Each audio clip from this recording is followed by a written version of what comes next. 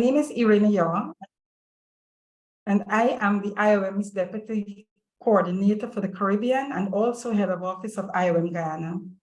I'm so pleased to be with you today, and thank you so much for joining us.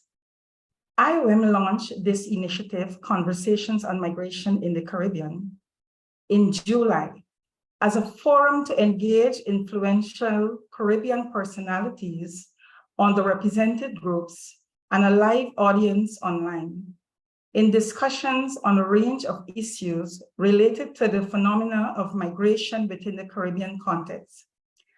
In this way, IOM hopes to promote diverse perspectives, stimulate insightful discussions, and demonstrate that safe, orderly, and regular migration can benefit migrants and all of society.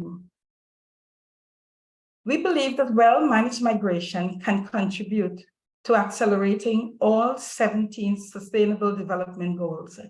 For example, the goals of no poverty, zero hunger, good health, and well-being, and quality education. Migrants contribute to these in the societies where they live and come from. We can show, and evidence shows, the correlation between managed migration and each of the SDGs. These conversations are therefore set in this context. They're also set in the context of the Caribbean community, CARICOM, current trends affecting development in the region, and the decisions of heads of government in July this year to move forward towards full freedom of movement in 2024. And this is the core, a policy decision to use intra-regional migration as a development tool.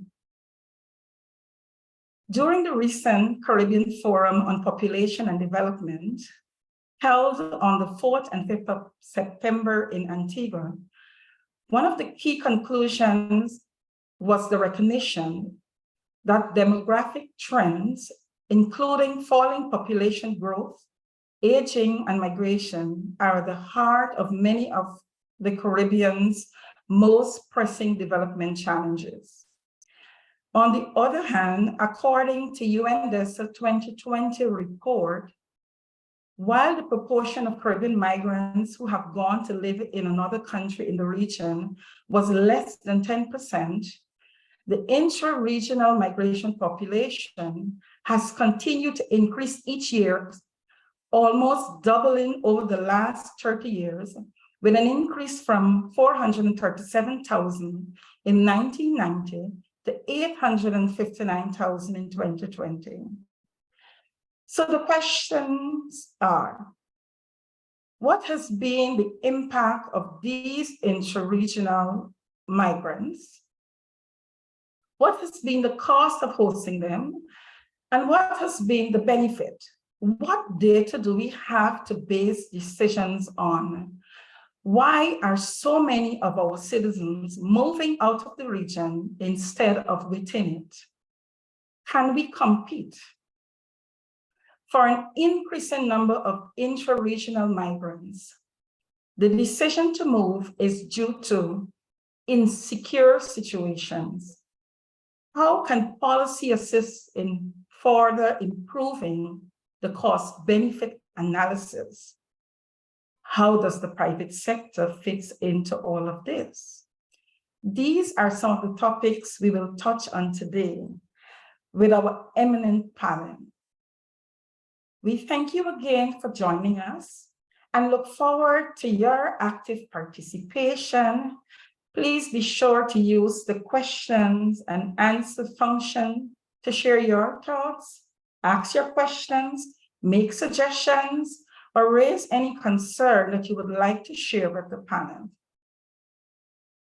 At this time, I would like to introduce to you the moderator for today's conversation, IOM's Head of Private Sector Partnership at IOM headquarters, joining us from Geneva, Stephanie Dei. Welcome and good evening to you. Irina, thank you so much. This is really lovely. I'm so pleased to be able to moderate today's discussion. Good morning, good afternoon, good evening, everyone. As Irena mentioned, my name is Stephanie Dei, and I am Head of Private Sector Partnerships with the IOM based in Geneva. And this is a really timely conversation. Earlier this year, we released our global private sector strategy, which really outlines the way that IOM looks to engage with the private sector. And that just very quickly, high level, outlines three pillars for private sector engagement. Under the impact pillar, we are looking to support and influence how the private sector does business, really focusing on this key theme of migration, business, and human rights, but also offering a number of tools and resources that IOM has to support the private sector to align with international labor standards. Under the income pillar, we are looking really to receive support from the private sector to do our work, to fulfill our mandate. And under the innovation pillar, which I'm most excited about, we have the opportunity to really co-create with the private sector, to build solutions, to leverage their technological expertise to build solutions to some of the challenges we face in migration. Also very interesting that with DG Amy Pope, she has really stressed the importance of engaging with the private sector. So again, really excited to hear from our panelists. I know we only have 1 hour for today's conversation. So without further ado, I want to really just quickly go over to our panelists so we have the opportunity to get the conversation started. And I'll do a quick introduction, and then I will invite our esteemed panelists to also share a little bit about who they are and the work that they do. So we do have Kim Aikman, who is the Vice Chair of CARICHAM, joining us. And then we also have Olive Strachan, who's the global entrepreneur and founder of Olive Strachan Consultancy. And last, but definitely not least, we have Titus Preville, who is the director of CARICOM Single Market for the CSME unit. So let's start with Kim.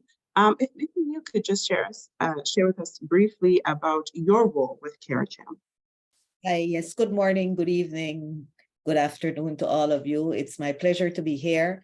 I am the newly elected Vice Chair of CARICHAM. I've been in this role since July of this year.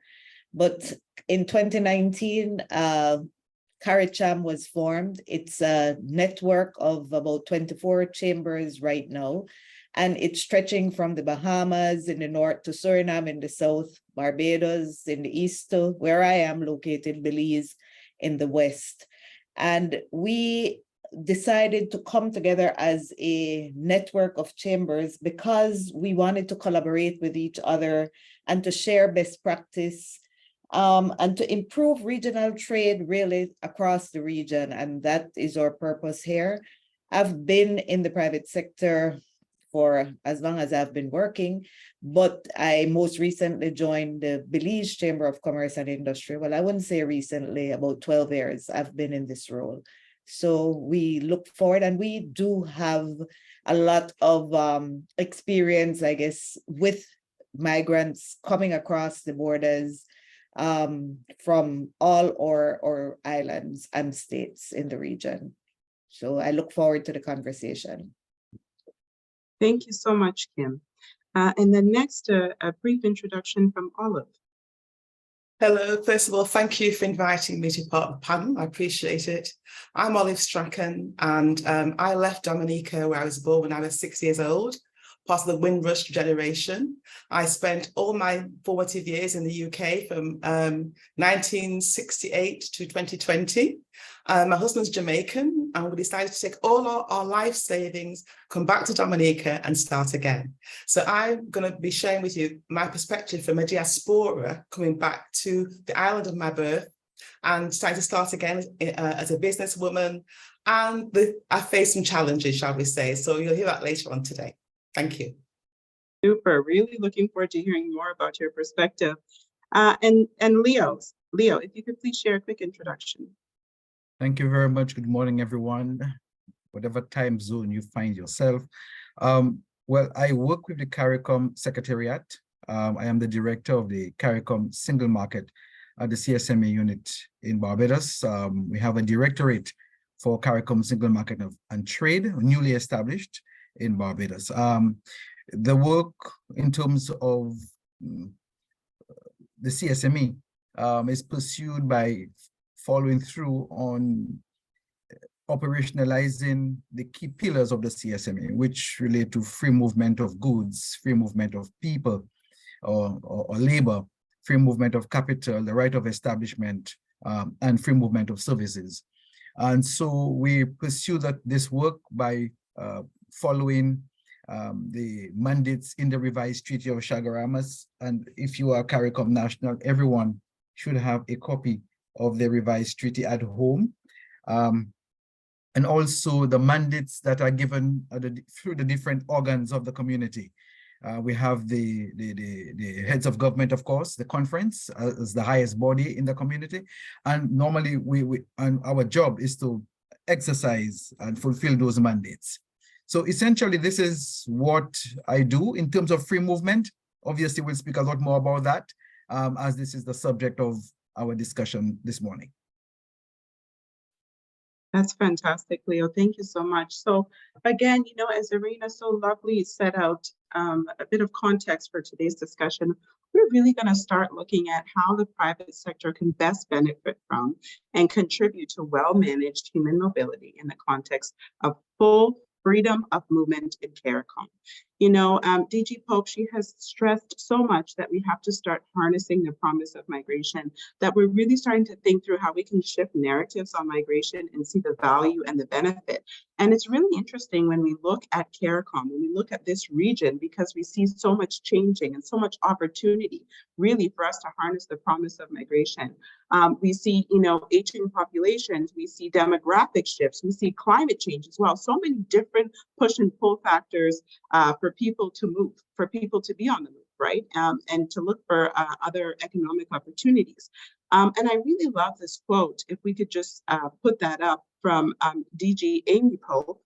Recently, we were actually in New York at the UN General Assembly during the Concordia Summit.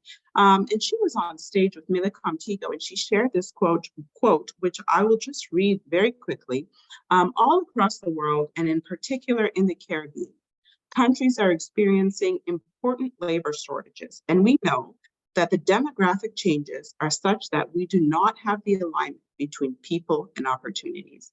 So, you know, really thinking through this idea of harnessing the promise of migration, that we're thinking, how does the private sector benefit? Well, the private sector benefits when migration is well managed. So how do we connect those labor shortages with opportunities with migration, the opportunities within migration to sort of connect those dots and bring skills and talent to the private sector that desperately needs workers, right? So I'm going to jump right into the first question here. And the first question I have for our panel is, what are the opportunities that freedom of movement in CARICOM might allow the private sector to capitalize? Kim, maybe if you want to start to kick us off. Okay, sure. Thank you. Well, as you mentioned before, that movement of people across the Caribbean gives the private sector access to a larger pool of skilled labor. It allows the businesses in CARICOM to tap into a wider talent pool. Most recently in Belize, we did a skills gap assessment according to employers, and this will give us the opportunity to hire skilled workers from other member states. And this can translate into benefits for industries that are facing skill shortages.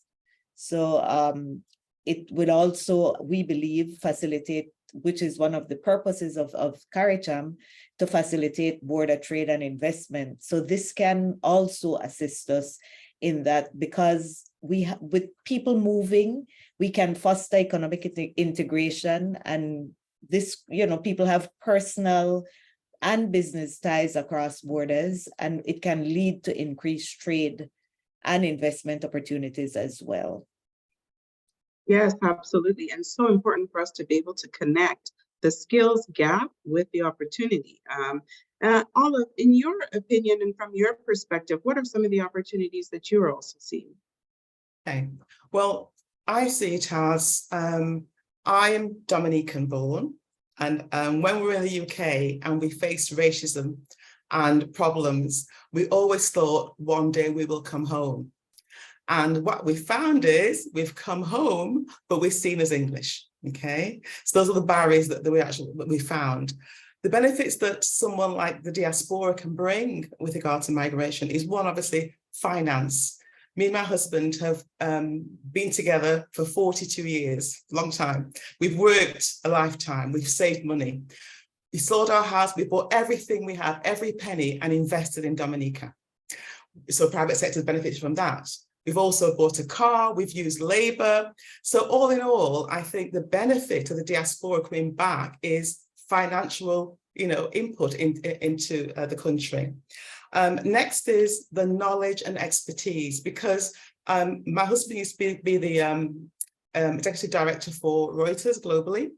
I've run my own business globally as well. I've been awarded the MBE for exporting and for business. I've worked Yemen, Bangkok, you name it, I've been there. So I'm bringing with me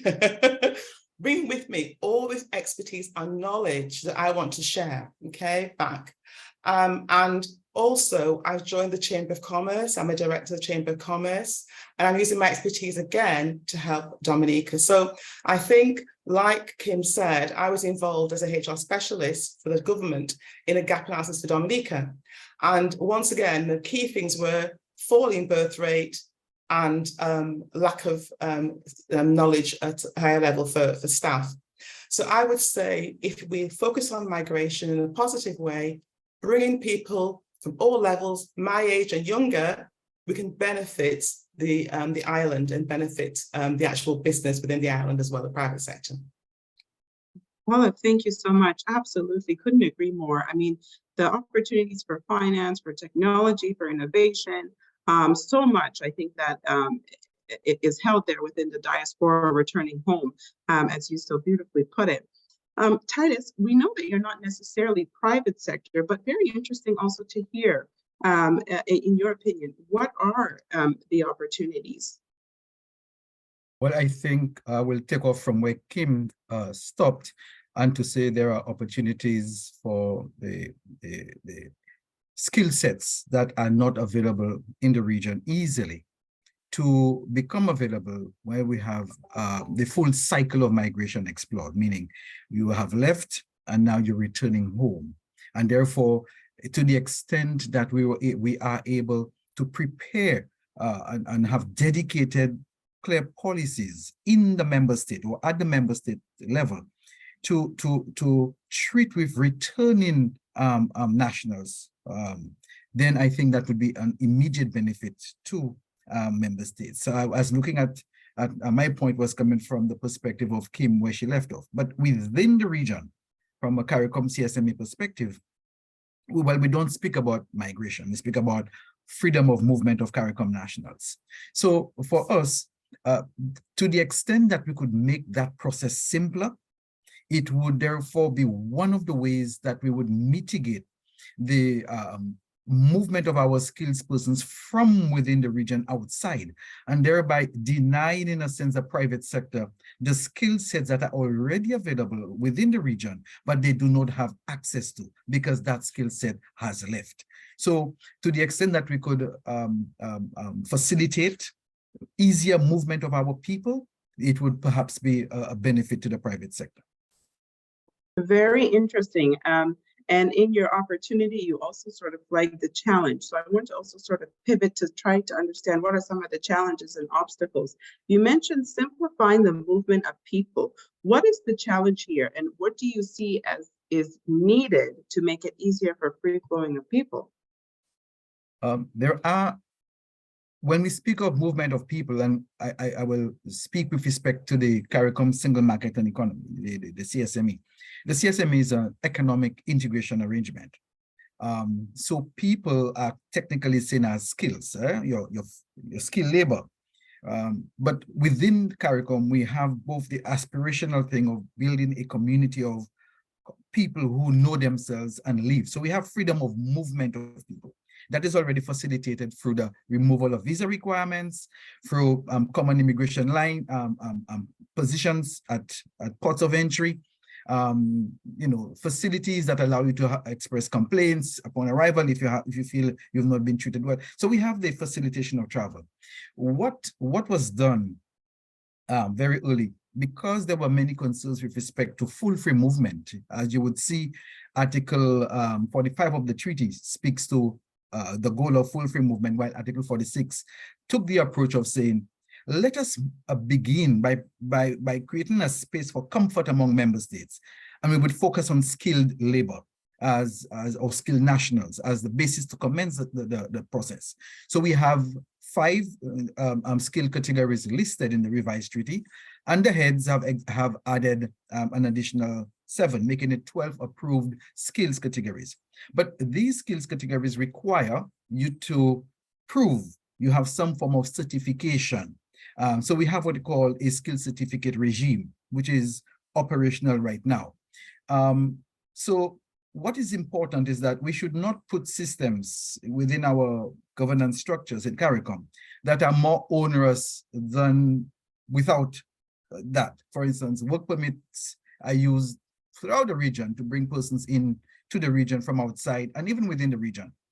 This is well known, this is well understood. Question, is it simpler to get a work permit or more difficult to get a skill certificate? So to the extent where we have systems that may make it a little more difficult to enjoy the freedom of movement of our skills nationals, then that becomes a challenge. And of course, you have the other elements at the administrative level, the harmonization of administrative procedures, a lot legislation being applied in a manner consistent with the provisions of Article 6 of the treaty, which speaks about non-discrimination. So to the extent that we are able to simplify our admin procedures, simplify ensure our legal structures are in place in a harmonized manner, this would support the free movement of our skilled nationals at present. I just want to say, before I leave this platform for this round, that you mentioned the word full free movement earlier on, and to say that the heads took a decision in July of this year to move towards full free movement, which is what was always aspirational in Article 45 of the treaty, full free movement of our people. So we are currently working towards that process to meet that deadline that the heads have set, which is March 31st of next year. Wow, very interesting. Thank you for elaborating on some of the policy and legal changes that would really make the difference. I want to now just quickly pivot on the same thread, but from a different perspective, to Olive. Olive, you mentioned, you highlighted your experience as a diaspora, returning. You very briefly sort of flag some of the challenges, I think mainly on the integration piece. So, Leo is talking about the policy, the legal challenges we face, but now what about the individual experiences of a business person returning home, a diaspora? Are they welcomed in the community? Is it easy for them to set up a business? Do they have the networks in place? Olive, I'd love to, if you can share a bit more on the obstacles in that regard. So, Stephanie, how long you got? 2 hours? No, joking. I'll make it brief. So it's been very challenging. Both me and my husband came to the UK in the Windrush time, and we were told that we needed to have the UK passport in order to maintain our rights in UK. So we both got British passports, right, which go against us in the Caribbean. So because I'm Dominican, I'm okay. But Errol has to go every single year to 5 different departments. He brings one form here, he goes there. You need a whole day to do this, ask the same questions.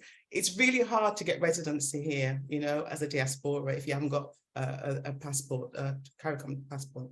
But the thing for me has been, one is being accepted. They say diversity is being asked to the party, inclusion is being asked to dance.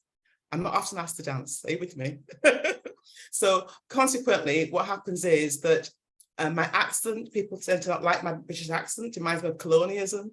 I get feeling rejected. So I bought a car at Auto Trade, and I went to visit afterwards. And they said, oh, the English woman's here. The English woman's here. And I thought looking around for like a blonde person. They met me.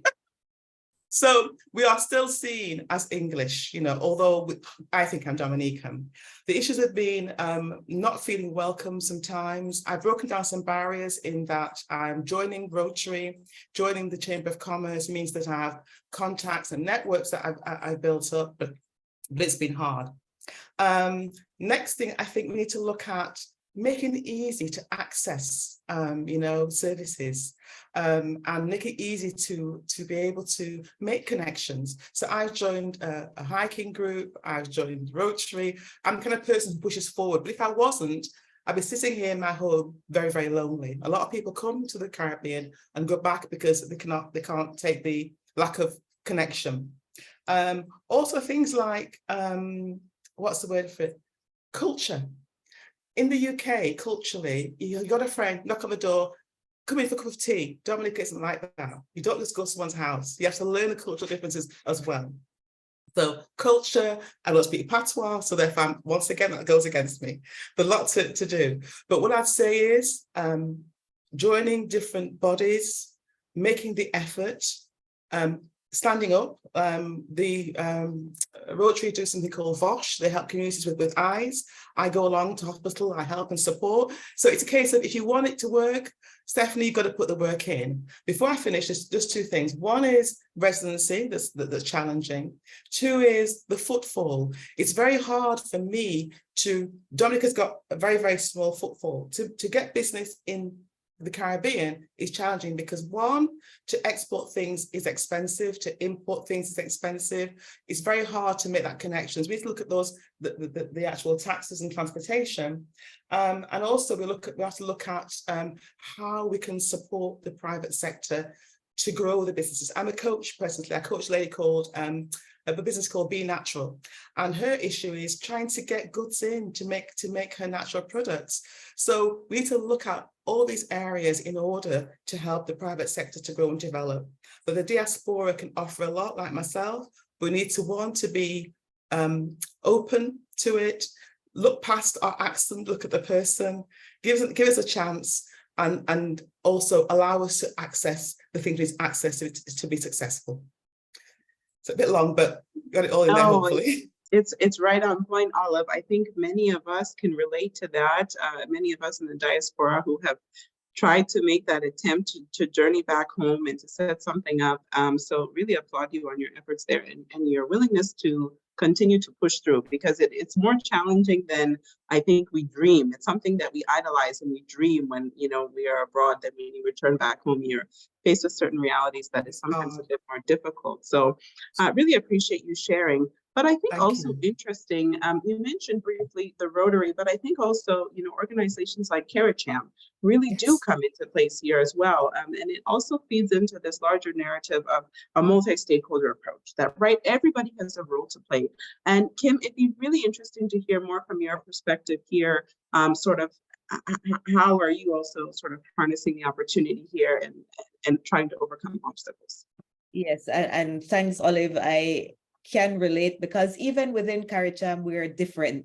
We speak different languages, we're located in different time zones, and just coming together for the one good. So I think that in order for us as private sector to be able to benefit from the skills that are coming, it's not only diaspora returning home, but also the free movement, as Titus made reference to. And I think one of the ways that I see all the policies and the regulations that are being put in place to address the labor market needs. I see those, but the challenge and the obstacle will be to actually enforcing them, having them happen so that you can move ahead.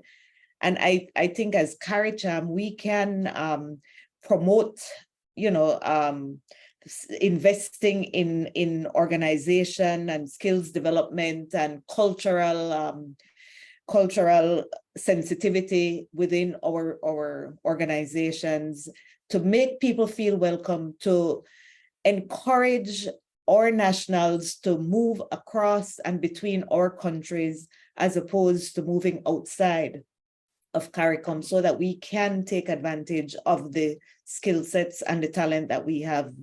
I will say locally, because when I say locally, I mean throughout the CARICOM, and we do have it. So I think that as private sector, we do also play a role to make sure that we help as much as possible to integrate people. And listening to you, Olive, you need to come and, well, you've joined the chamber. So that's the first step in the right direction. It's been brilliant. It's opened doors for me, the chamber. I've learned a lot about Dominica's politics and business from it. I've met business people. It's been fantastic. Yes. So.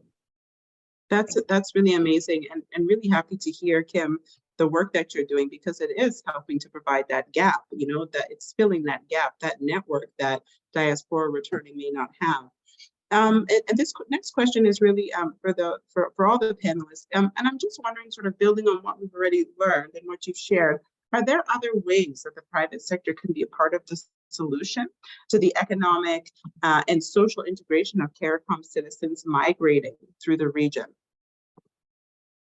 Yes, so, well, I guess I'll start off with that, because I recall and the current situation with the skills certificate that is, as you said, Titus, I don't know what is easier, a work permit or accessing a skills certificate. It's difficult, and as employers, having to be waiting until either is approved is really time, money, frustration, and everything. So I think that private sector can definitely assist in advocating with our respective governments, and we do that at CARICHAM. We share the best practices with each other, or what are you experiencing in your country? How did you address it? And we try it in other countries. So I think this network is really key. We're here with one common goal, to see the improvement of the quality of life in the Caribbean as a whole. And so I think our greatest strength is in our advocacy,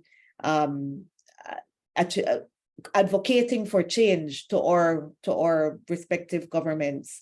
And we all have the door, we open the door to our governments, they all talk to us. So I think that's great. And we can also promote initiatives within our workplaces that would include welcoming and inclusive environment for somebody who doesn't really know the culture of your country, and you're just moving in, just trying to be inclusive of them. And I think that for us, I know at CARICHAM, we offer a lot of trainings that we ask people, or we try to capacitate our members on the differences, just learning from the other executive directors of the group. I mean, going into Suriname, we learned we had so many similarities. Yes, we probably have different accents, but the similarities are great. And I think that we can draw on that to try to make our CARICOM nationals feel more welcome in our countries. Yeah, no. Yes, absolutely. Please go ahead. Yeah, I think the life experience shared by Olive is a very important point of departure for how the private sector could work. Because clearly, if the private sector sees returning, and here I'm speaking of CARICOM nationals returning from outside of the region back in, if we can see the obvious benefit of that, then this return process should not be left to chance. This return process should be part of an organized migration policy of each member state. And this, if the member states approach it like this, then the institutions, stakeholders, partners at the national level who need to form themselves into whatever configuration to facilitate that return would be a standardized thing, which could be publicized, so that so that Olive, in returning to Dominica, would have known prior to her coming here is your support system. Here is what you need to do. So that would have been, in my view, that is, in my view, one of the most important things that as CARICOM member states can do to facilitate the diaspora coming in. Now, if you have such a system, then, and I think, again, I think Olive's point is critical. Olive is a Dominican. She happens to have spent some time overseas, and she happens to have a British accent. But if this is a challenge for Olive in Dominica, just imagine other CARICOM nationals living in a member state going to another member state where they're not a natural citizen of, and they're now having to integrate. So it would seem to me that there is need for a purposeful approach to help, to assist, to encourage that process of acceptance when one moves. So in addition to what we, and when I say we, the community, CARICOM community is embarking on in terms of ensuring that the legislative framework is in place and harmonized, the administrative arrangements are there when we come to full free movement. I think there must be an accompanying public education program at the member state level.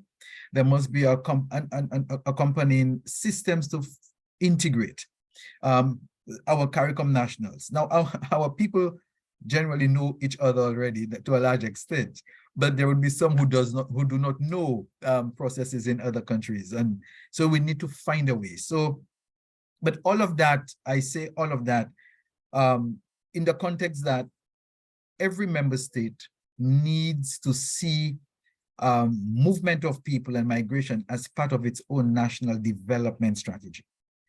And if it sees that as part of its national development strategy, then it goes through a systematic process of integrating movement of people, whether it be CARICOM nationals moving within or persons moving from outside the region into, then we have a proper and studied approach to addressing that. Okay, so Titus, can I just say thank you. That's what we need.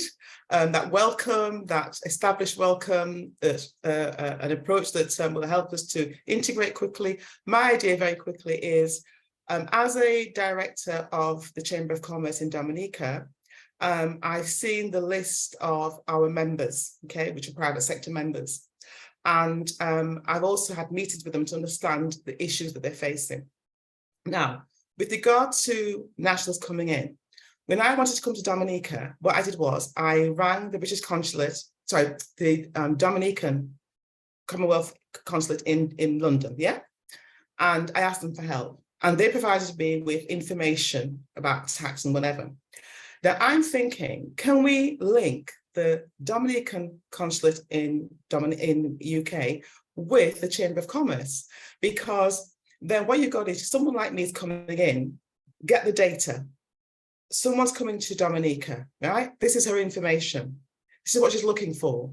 So straight to a private sector, auto trader, buy the car. Builders, I need building material.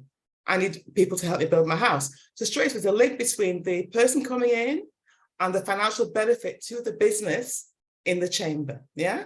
So straight away is a link, and the data. The day I arrive, you should be asking me, are you going to buy a house? Yeah.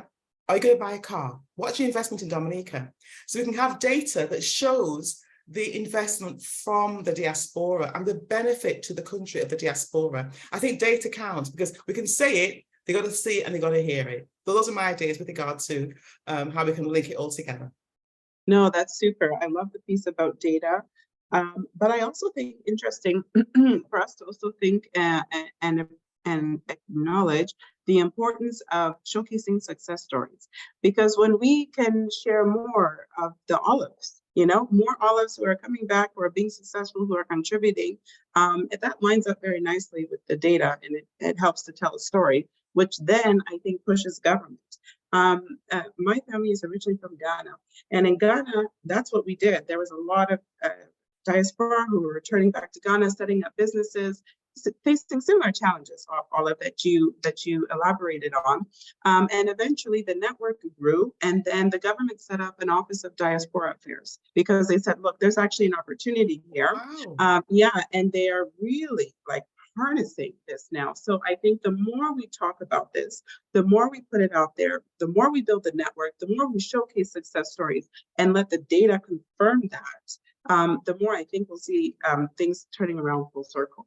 So I know that there's a question from the audience, so I just want to quickly pivot to that for our panelists. The question I have from our audience is, what can CARICOM countries expect in the coming months as they prepare for full free movement of people? What are some of the planned actions to give effect to the recent decision of the heads of government? Leo, I think this is for you.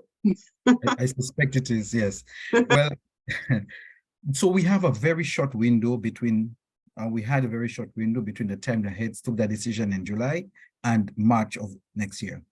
So there are actions that are being taken at the regional level, and there are actions that ought to be taken at the national level.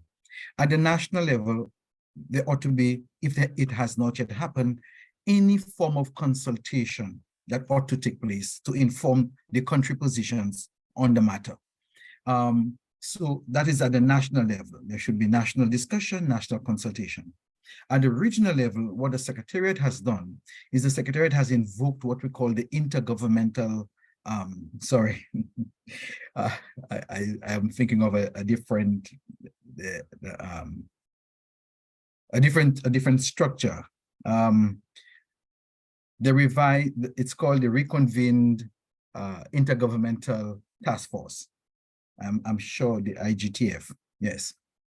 It has been reconvened, and this is the vehicle used at the community level to undertake actions such as what is envisaged through full free movement, because full free movement will have implications for existing rights that CARICOM nationals have, as well as potential other rights. It has implications for amendment of the treaty. So the Intergovernmental Task Force, the IGTF, is the instrument used to facilitate amendments of the treaty. Now, these things require member states to come together to discuss, because the process of revising the treaty, at the end of the day, for any amendments to become binding on the member states, those amendments must be accepted by all member states of CARICOM. So we are essentially have started that process. There was a meeting on the 2nd of October.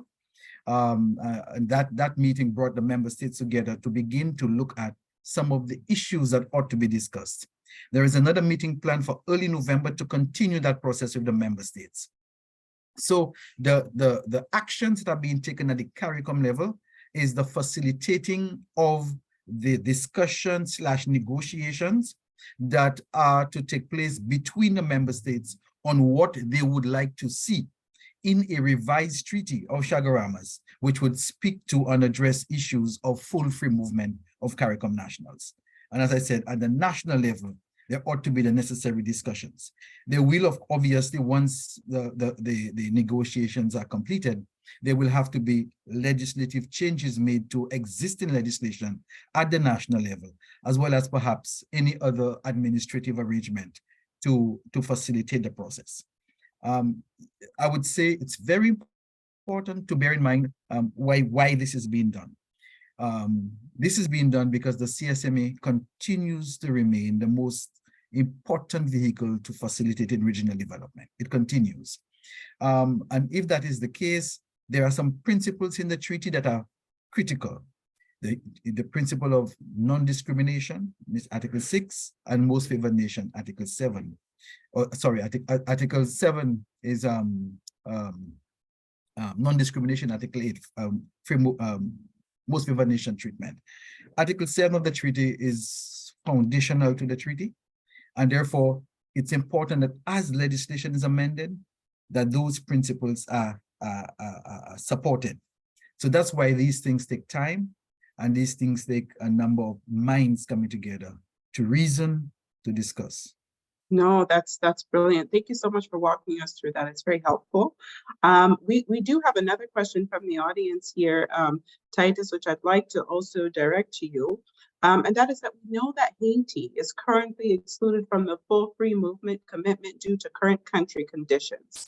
But as the situation in Haiti stabilizes, they will become admissible. So are there any plans to prepare the region's systems to be harmonized to facilitate the movement of Haitians too? Yes, Haiti is a full member of the CSME. So any amendments that are being made to the treaty would have to be endorsed by Haiti. So in terms of effort made to ensure the systems, the region's systems are harmonized, Haiti will have its own say as a member state of the CSME in that process. We all are aware of the particular situation as the questionnaire, the author of the question indicated. At this time, we have particular challenges at this time in Haiti. And as a result of that, a number of institutions which ought to be up and running are not able to perform the function. And therefore, this does not allow Haiti to exercise its full rights within, as far as movement of its people. Even under the skills regime, Haiti does not have in place the certifying capacity. So even if a Haitian national wanted to exercise their right as under the existing skills regime, your ability to verify the skill certificate, for instance, if the Haitian has one, issued from Haiti, would become a challenge. So at this time, to emphasize that, there are some challenges, but we're all hoping that with the goodwill and efforts of many persons, many member states in the region and outside, we could see some normalcy return to Haiti, and therefore re-engage Haiti at a CARICOM level to support in the program to get Haiti operationally fully integrated into the CSME. Yes, thank you so much for that. Very clear. I see that our time is flying by. This has been a very interesting conversation. I want to take a moment just to ask one final question to our panelists here. What do you see as some of the key elements of well-managed migration that would provide solutions and open up opportunities for investment and innovation, ensuring benefits for the private sector, communities, CARICOM citizens, and their families moving through the region? I mean, we spoke about skills, we spoke about certification, we spoke about integration. In your opinion, what is the recipe for well-managed migration, for success in the region? Perhaps, Kim, could you kick us off with a few thoughts on this? Yes. The key is, as you rightly said, well-managed. And I think one of the areas that can help us a lot is data collection. And I believe that the private sector can contribute actively in this instance by identifying the skills gap, forecasting future labor shortages. And with this research, this can be used to inform the policymakers and assist in developing purposeful immigration policies. I think that is key, and it's very lacking in our region. We don't collect data. So that is the first thing that comes to mind when you ask that question. Also, we need to look at supporting anti-discrimination initiatives as private sector. And we can, try to do this not only in our workplaces, but as influencers in our community to reach out to the community and do some kind of capacity building there as well. Yeah, no, absolutely. I once saw a quote that said, data is the new oil, like data underpins everything. So absolutely. Olive, in your opinion, what is the recipe for success?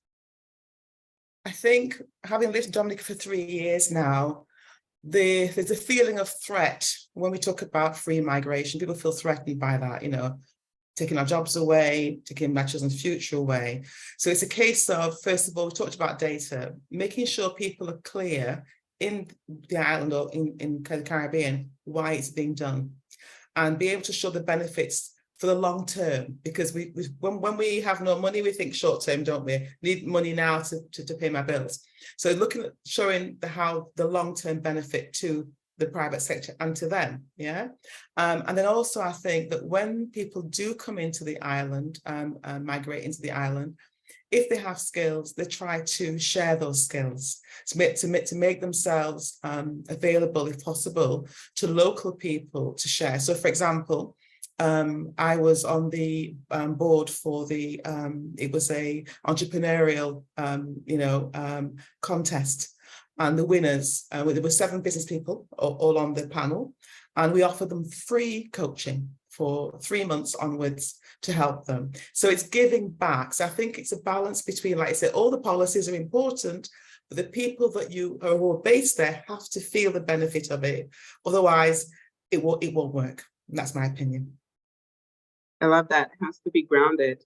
And Leo, final response to you. In your opinion, what's the recipe for success?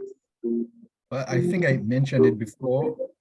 From a CARICOM perspective, it would really have to do with the member states having well thought out national policies, migration strategies. If you have that and you work through the process, you will then see all the elements fitting in. The need for data, the need for skills training, what skills that you need. And therefore you can almost purposefully indicate to the community what are the skills gaps you have. If you don't know your skills gap, then you are at a disadvantage from a planning perspective. So we see for you to have well-managed movement of people from a CARICOM CSME perspective, I will use that phrase, movement of people, you need to have a proper migration policy, which will take on board not only our CARICOM nationals moving, but persons moving from outside of the Caribbean region into the region. So I think this is at the heart of the problem.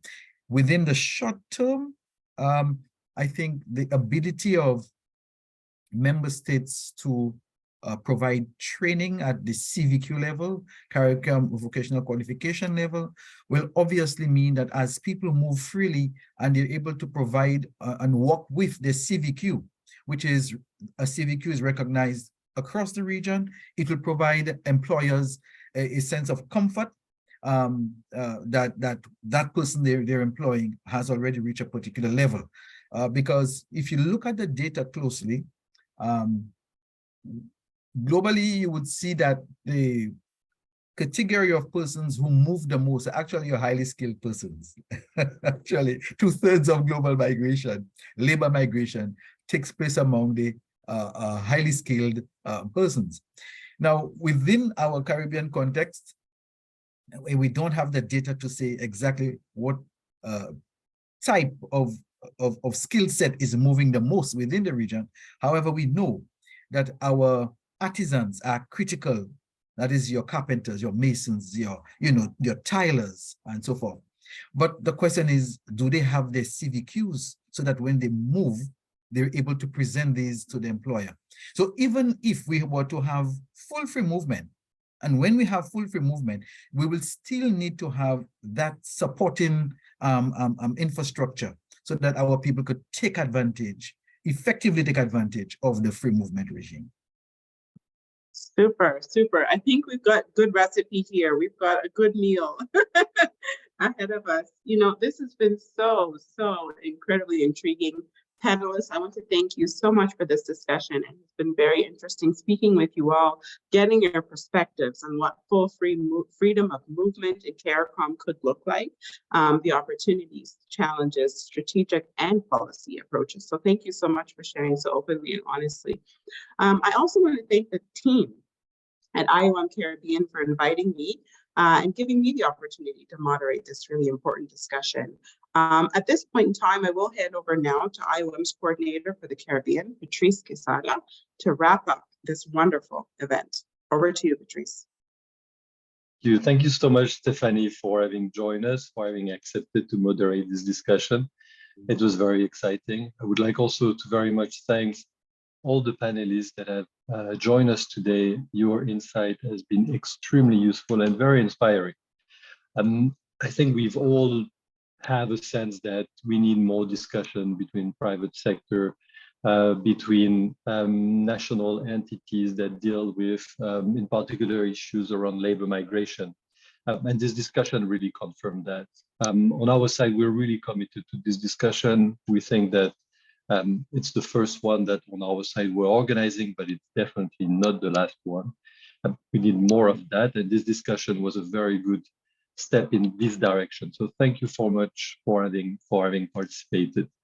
What in particular has been striking me as we've been discussing, as you were discussing and sharing your experiences, are really about this, what was at the heart of the regional integration process that led to the creation of CARICOM. And what are the steps needed to really move in that direction, with really the understanding among heads of states that this can benefit everyone. Through that process, there can be more growth in terms of economy, in terms of culture, in terms of well-being for all the citizens of CARICOM. And I really think that, as you've all highlighted, this issue of the ability for CARICOM citizens to move freely within the CARICOM space is a very important one. So it was very interesting, Mr. Preville, to hear really about the progress that are done now for the full freedom of movement and its implementation by member states. We understand it's a very tight timeline for achieving that, that there is a lot of legal dimension to it, but also bottom line, as you were highlighting, that it's in the hands of the member states to implement also those amendments to the treaty. So really, this is a process that we are also following closely and that we think is a very, very important one, especially also thanks for having highlighted the specific case of Haiti, because we hear that it's coming very often, a very important country in the CARICOM space, but also a country with its own challenges. What we know from the situation on the ground with our team that works there is how much they could benefit from well-managed migration. And I think that's the key point, well-managed migration.